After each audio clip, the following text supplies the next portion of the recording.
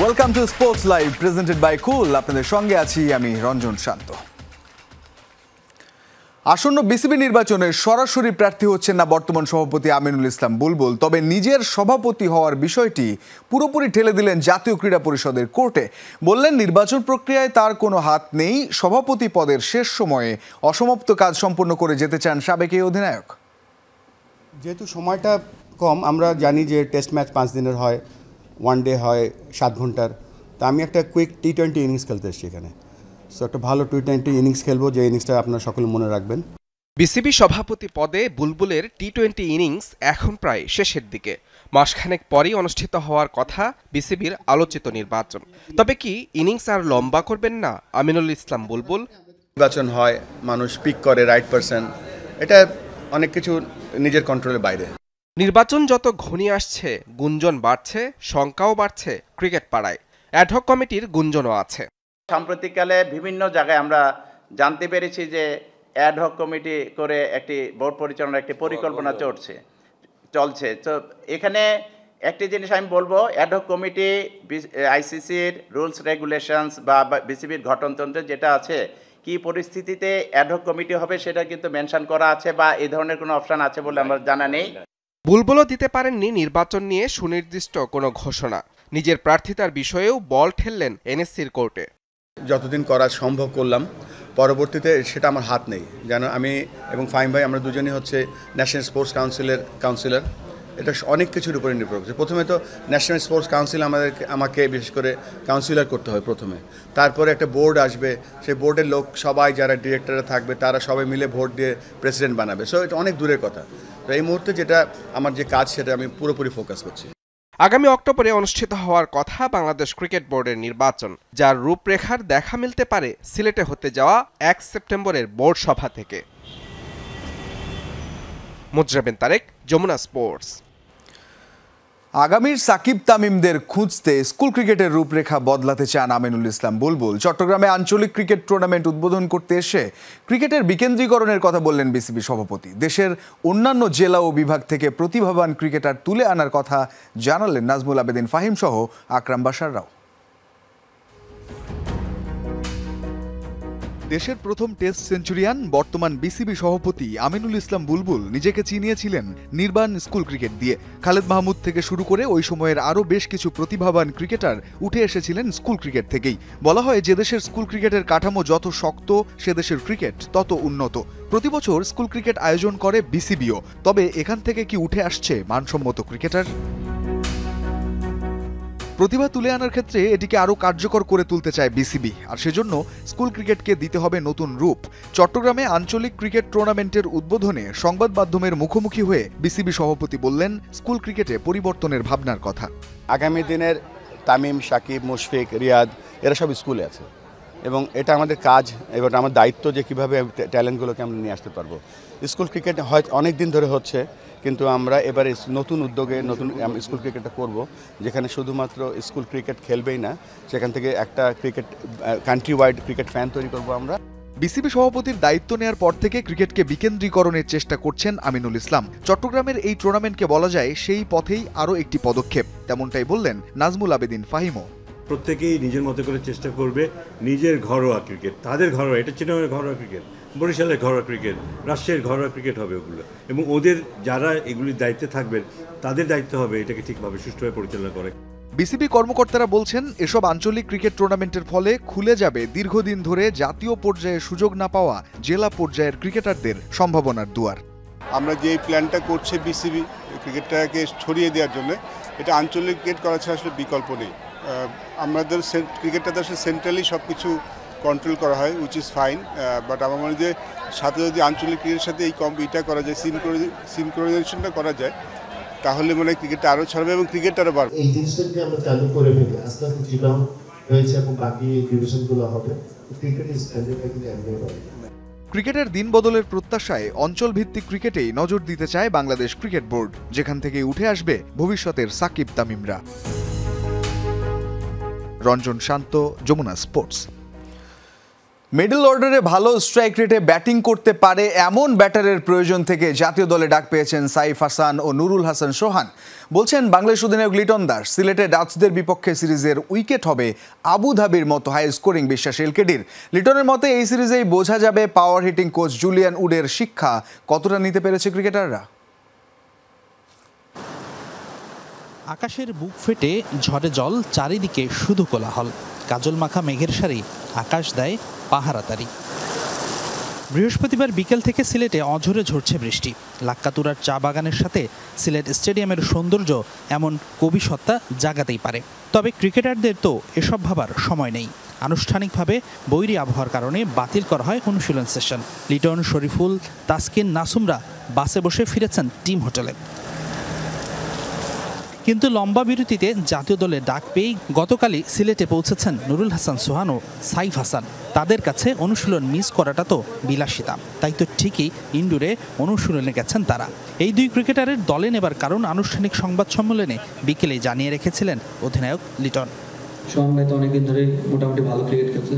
আর সাইফের যে জিনিসটা, সাইফের last BPL plus GT এবং একটা গেম খেলে আসলো অস্ট্রেলিয়াতে, তার যে খেলার যে প্যাটার্নটা ছিল, এবং আমার কাছে মনে হয় আমাদের এমন একটা প্লেয়ার দরকার ছিল যে কিনা একটু অ্যাগ্রেসিভ মাইন্ডে ক্রিকেট খেলতে পারে মিডল ওভারে, অ্যান্ড 1-2 ওভার যার কাছ থেকে বোলিং পাওয়া যায়। ওই জন্যই কিন্তু সাইফরে আমরা নেওয়া। তবে কেবল সোহান রাই নয়, তাওহিদ হৃদয়, জাকের আলী, শেখ মেহেদী হাসান ও আরও কিছু ক্রিকেটার ইনডোরে নিজেদের ঝালিয়ে নিয়েছেন বৃষ্টির মাঝেও। তাদের সঙ্গী ছিলেন না হেড কোচ, ছিলেন power hitting coach Julian Wood ও স্পিন কোচ মুশতাক আহমেদ।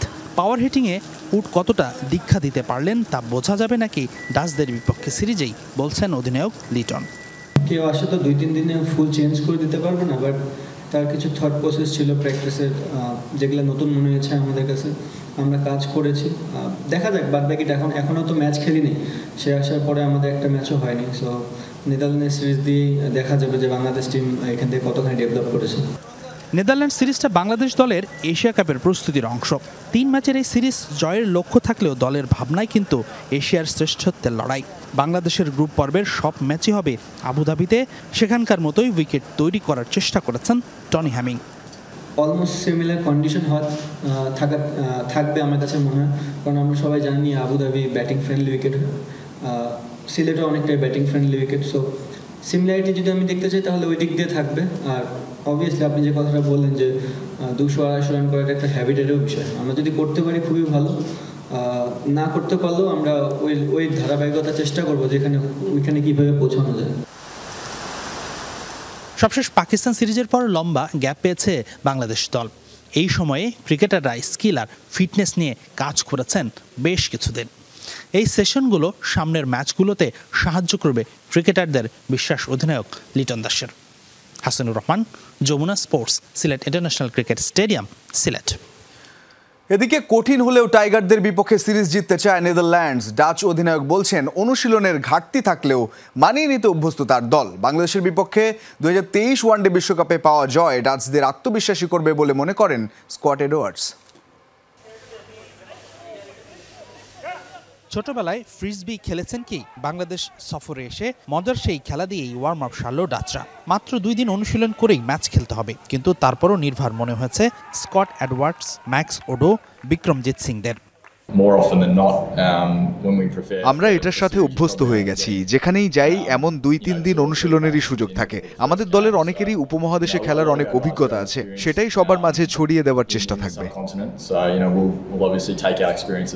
ডাচরা যে 2 দিন অনুশীলনের সুযোগ পেয়েছিল তার কিছুটা আবার কেড়ে নিল বৃষ্টি। সিলেটের গ্রাউন্ড 2-তে ওয়ার্ম আপ সেরে যখন ফিল্ডিং অনুশীলন শুরু করে ডাচরা, তখনই চোখ রাঙাতে শুরু করে ঘন কালো মেঘ। মেঘের ঘন কাটাতেও চলছিল অনুশীলন, তখনই শুরু হলো ভারী বর্ষণ। তীব্র বৃষ্টিতে কিছুক্ষণ অপেক্ষার পরও যখন থামছিল না বর্ষণ, তখন বাধ্য হয়ে ভিজতে ভিজতে ইনডোরের পথে ছুটলেন নেদারল্যান্ডসের ক্রিকেটাররা। তবে প্রস্তুতি যেমনই হোক, সিরিজ জয়ের লক্ষ্য নির্ধারণ করেছে ডাচরা।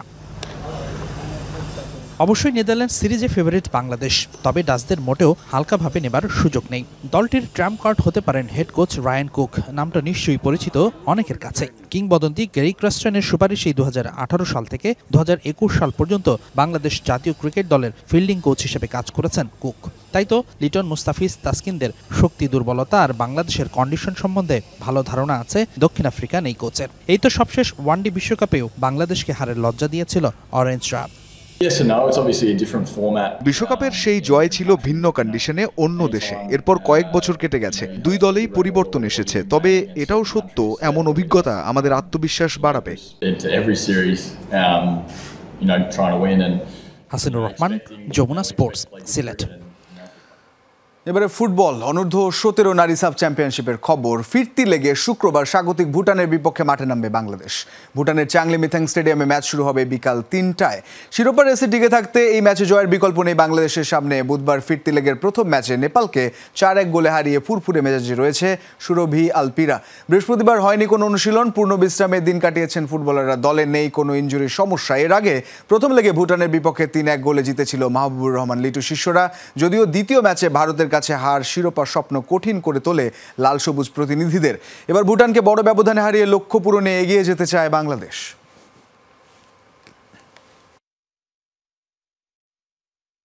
ছোটখাটো যে প্লেয়ারদের ইনজুরি ছিল, এটা আলহামদুলিল্লাহ রিকভারি হয়ে উঠেছে। স্টিচিং করেছে, আইস বাতের ব্যবস্থা ছিল, ওইটা করা হয়েছে। আশা করছি আরেকটা ভালো খেলে জয় নিয়ে মাঠ থেকে আসতে চাই।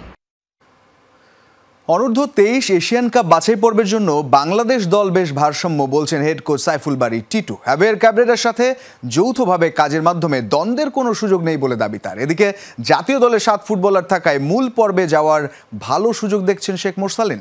নারীদের ধারাবাহিক পারফরমেন্সে ভালো করার অনুপ্রেরণা খুঁজে পাচ্ছেন এই মিডফিল্ডার। অনূর্ধ্ব 23 এফসি এশিয়ান কাপের বাছাই পর্বকে সামনে রেখে নিজেদের ঝালিয়ে নিতে ব্যস্ত বাংলাদেশের যুবারা। বাহরাইনে কন্ডিশনিং ক্যাম্প থেকে নেওয়া অভিজ্ঞতা, ভিয়েতনামে কাজে লাগানোর প্রত্যয় পুরো দলের, যা বাছাই পর্বের জন্য ভালো প্রস্তুতি বলছেন হেড কোচ সাইফুল বারী টিটু। এর আগে এই প্রতিযোগিতায় 6 বার অংশ নিলেও সাফল্যের মুখ দেখেনি বাংলাদেশ। তবে আগের চেয়ে দল অনেক বেশি ভারসাম্য হওয়ায় সুযোগ দেখছেন সাইফুল বারী টিটু।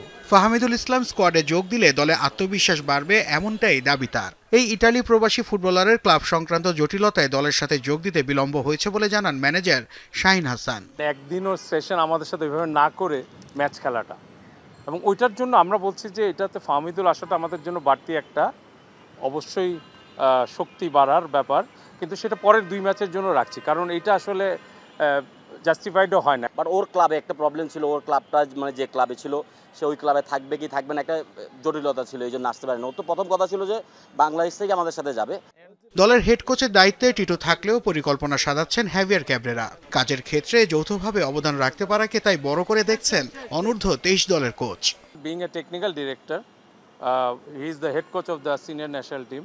সো আমরা জয়েন্টলি যদি কোনো টিমকে নিয়ে ভালো করতে চাই, আমি নাথিং রং উইথ দ্যাট আমি মনে করি। আরেকটা হচ্ছে যে আমরা ফোকাসটা সবসময় প্লেয়ারদের উপরই রাখছি।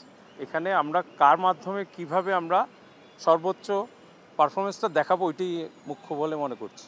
স্কোয়াডে জাতীয় দলের 7 ফুটবলার থাকায় বাড়তি আত্মবিশ্বাস পাচ্ছেন শেখ মোরসালিন। সেই সাথে নারীদের ধারাবাহিক সাফল্য তাদেরও অনুপ্রাণিত করছে বলে মত এই মিডফিল্ডারের। ন্যাশনাল টিমের মেন সিনিয়র ন্যাশনাল টিমে খেলা প্লেয়ার আবার 23-তে খেলতেছি, আমাদের খুব ইন্সপায়ার করে যে মেয়েরা ভালো করতেছে, এটা আমাদের ইন্সপায়ার করে। সো আমরা চেষ্টা করব অবশ্যই ভালো করার জন্য। আসলে অনূর্ধ্ব 23 এশিয়ান কাপ কোয়ালিফায়ার্সকে সামনে রেখে শুক্রবার মধ্যরাতে ঢাকা ছাড়বে বাংলাদেশ। তার আগে জাতীয় দলের সাথে একটি প্রস্তুতি ম্যাচ খেলার কথা রয়েছে যুবাদের। নাসিফ শুভ, যমুনা স্পোর্টস, ঢাকা। সময় হলো একটা স্ট্র্যাটেজিক টাইম আউটের, সো স্টে কানেক্টেড। শুক্রবার থেকে শুরু হচ্ছে জুলাই রেভলিউশন ফেন্সিং চ্যাম্পিয়নশিপ। 2 দিন ব্যাপী প্রতিযোগিতায় অংশ নিচ্ছেন 175 জন ফেন্সার। তবে ইনজুরির কারণে এবারে চ্যাম্পিয়নশিপে অংশ নিতে পারছেন না দেশের ফেন্সিংয়ের পোস্টার গার্ল ফাতেমা মুজিব। হাঁটুর চোটের কারণে 4 মাস খেলার বাইরে থাকতে হচ্ছে এই ফেন্সারকে। বাংলাদেশের ফেন্সিংয়ের পোস্টার গার্ল হিসেবে পরিচিত ফাতেমা মুজিব। তার হাত ধরেই দেশে পরিচিতি পেয়েছে খেলাটি। এসএ গেমসে ফেন্সিংয়ে প্রথম স্বর্ণ জেতা ফাতেমাকে ছাড়াই শুরু হচ্ছে জুলাই রেভলিউশন ফেন্সিং চ্যাম্পিয়নশিপ। বৃহস্পতিবার জাতীয় ক্রীড়া পরিষদ মিলনায়তনে অনুষ্ঠিত সংবাদ সম্মেলনে ঘুরে ফিরে এসেছে ফাতেমা মুজিবের প্রসঙ্গ। ইনজুরির কারণে 4 মাস তাকে খেলার বাইরে থাকতে হচ্ছে বলে জানান ফেন্সিং ফেডারেশনের সভাপতি। ইনজুরিটা আসলে দুঃখজনক, খুবই দুঃখজনক। আমাদের সহযোগিতায় আমরা নেভির থ্রুতে আমরা সিএমএইচ এ তার অপারেশন করা হয়েছে। She needs rest 3 to 4 months। এখন আমরা চেষ্টা করছি তাকে আনার জন্য, কিন্তু কষ্টদায়ক হবে। এবারের প্রতিযোগিতায় বিভিন্ন বাহিনী, ক্লাব ও শিক্ষা প্রতিষ্ঠানের প্রায় 175 জন ফেন্সার অংশ নিচ্ছেন। থাকছে না দলগত কোনো ইভেন্ট। আমাদের ইনডোর স্টেডিয়ামে কিন্তু আগে আমরা কোনো সময় তেমন প্রবলেম ফেস করতাম না। 2-1টা টিম আসতো, ভলিবল, কাবাডি আসতো, আমরা ম্যানেজ করতাম। এখন যেহেতু পুরো জায়গাটাতেই আর্মি থাকে, সো ওইখানে স্ক্যান্টি জায়গা, তারপরে আমরা আর্মিকে বলে একটু জায়গা বাড়ানোর চেষ্টা করছি।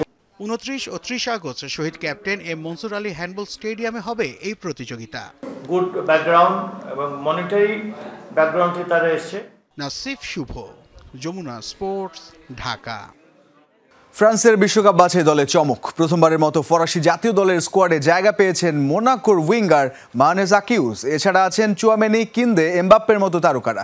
গত মৌসুমে মোনাকোর হয়ে মাঠে দুটি ছড়িয়েছিলেন আকিউস। চলতি মৌসুমের শুরুটাও হয় দুর্দান্ত। ক্লাবে ধারাবাহিক পারফর্ম করার পুরস্কার হিসেবে এবার ডাক পেলেন জাতীয় দলে।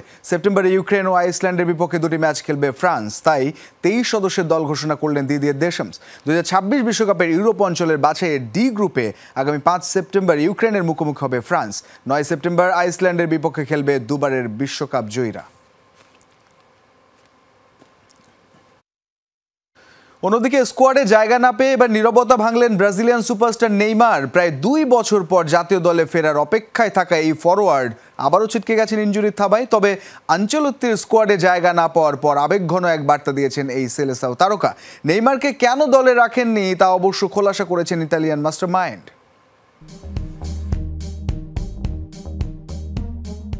প্রায় 2 বছর যাবৎ আন্তর্জাতিক ফুটবলের বাইরে, দীর্ঘ 22 মাস পর আবারও জাতীয় দলে ফেরার সুযোগ হাতছানি দিচ্ছিল ব্রাজিলিয়ান সুপারস্টার নেইমারকে।